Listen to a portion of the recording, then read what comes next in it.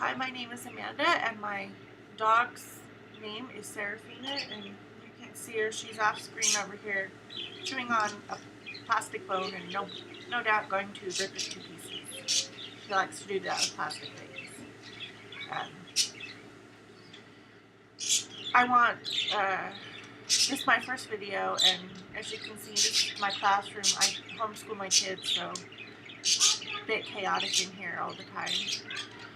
But I wanted to talk about today service dog etiquette and people's etiquette around service dogs. I want to do this because the last couple of weeks, I went into Little Caesars last week, and no, they didn't ask me to leave, but there was this one girl that she stood in the background, and she was just staring at my dog, and they were all saying stuff about my dog back there, and they didn't think I could hear it. And the gal tragically backed into an oven because she wasn't paying attention to what she was doing. She's too busy staring at my dog. So I thought, well, I know there are lots of service dog etiquette things out there, but who knows, maybe it'll help someone. First of all, service dogs are trained to mitigate their handlers' disabilities, and it's really important not to distract them. So, if you're in public and you meet a service dog team,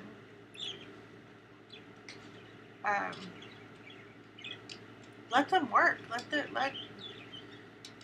live their life. Don't just, oh wow, point them out and tell everybody, look over there, there's a dog. See that? That's a dog. Because especially for people that have psychological service dogs, it can be really, really stressful and cause a panic attack. If you want to interact with the service dog team, talk to the person, don't talk to the dog. When you talk to the dog, it's incredibly rude, and it's distracting, and it makes the interaction really uncomfortable. Don't touch the dog unless you have permission. And if it says stop, don't pet on there, then it means stop, don't pet. Don't even ask about it. Just don't pet the dog.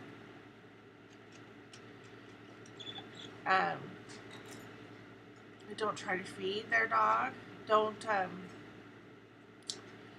ask them really personal, invasive questions like, I get everybody wants to know, it's a service dog, so what service does it provide? But I'm sorry, but if somebody had crutches, would you say, do you have a broken foot?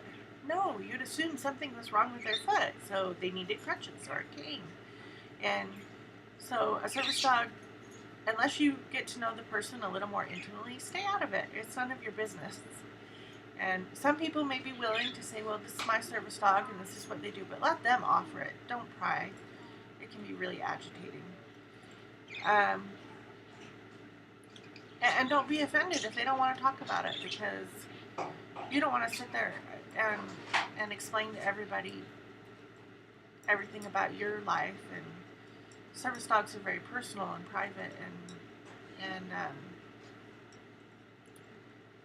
they have a very special bond, and sometimes you just don't want to share that with the general public. So what do you do if you're afraid of a dog? Well, I will tell you what one person did in my life who did, I thought was amazing, and continues to be amazing. There is a sister in my church, and she has two very small, cute little boys. And the first thing, I walked into church, my first Sunday with my dog, which was just before Christmas. And my dog is an American Bulldog. And the first thing that I heard from anybody at church that day was, is that a pit bull? And I was like, no, she's an American Bulldog. And then I said, and she's trained, and I just kept walking. And the woman had gathered her children up, but it didn't bother me one bit, because she was just making sure her children were safe, and it was the sweetest thing I could have ever seen. And she didn't criticize me. She didn't say anything mean. She just did what she felt she needed to do to protect her kids. And I encourage everyone to do that. Because, yes, you see a dog in public, you expect him to be well trained, but there are people out there that are not legitimately having service dogs. And so it's good to be wary and just to make sure that your family is safe and teach your children how to interact with the service dog team. You know, don't let your children just walk up and pet them. I mean, the same rules that apply to you apply to them too. And sometimes you could say that the other way around. The rules that you apply to your children apply to yourself. Ask first. Always ask first. And always do what you need to do to protect your children and your family. And, okay, so what happens if you're doing something and the dog gets noisy, or the dog starts rolling around or doing something that you don't think a service dog should do? Well, first of all, just watch and see if the dog is alerting the owner to something, because you really don't want to criticize a service dog team if they're just alerting their owner to something. For example, today I had a panic attack in church, and the way my dog alerts to it is she starts rolling on my feet, and that's because she's on the ground, and it's a little less distracting than if she hops up on my lap. And plus, she's pretty big. Oh, you can see her over there. She's chewing. You can kind of see her. So she kind of rolls on my foot and whines a little. So that's how I know, and it's her way of saying you need to have deep pressure therapy. So I left and I sat down on the floor, and she crawled on top of me, and life was good again after about 15 minutes, and we went back in, and she settled down and went to sleep. So, we have our animals alert in different ways, and so it's good to watch and see what I'm sorry, sometimes I have a hard time keeping my thoughts together. So it's good to wait and see what exactly is happening and if the animal really is under control, because you can tell. You can tell. Just take the time. Don't just assume things. And if there is any question at all, you can say something to the handler. Is your dog under control? Although during a panic attack, it's not really that useful if somebody says that, but people get to know you. The ones that are normally in your life get to know what your dog's cues are.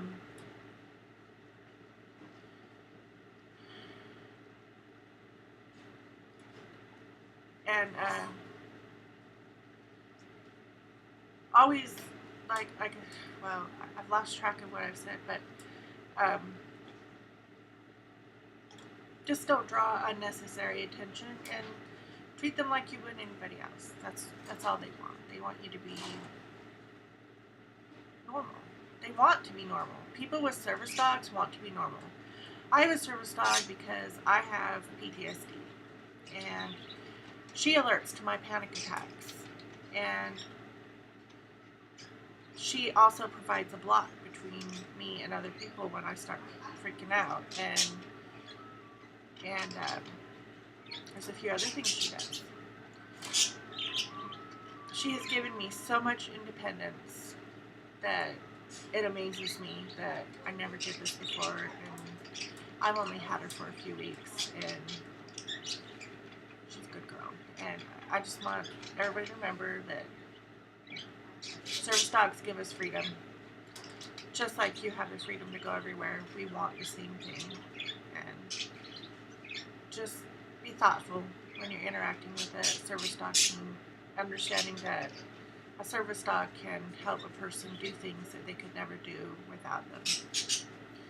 And that's the end of my video for today. And I hope you all enjoyed it, and I'm sorry for all the, having a hard time doing it, and I'll get better. And I want to say thank you to Service Dog Vlog. They inspired me, and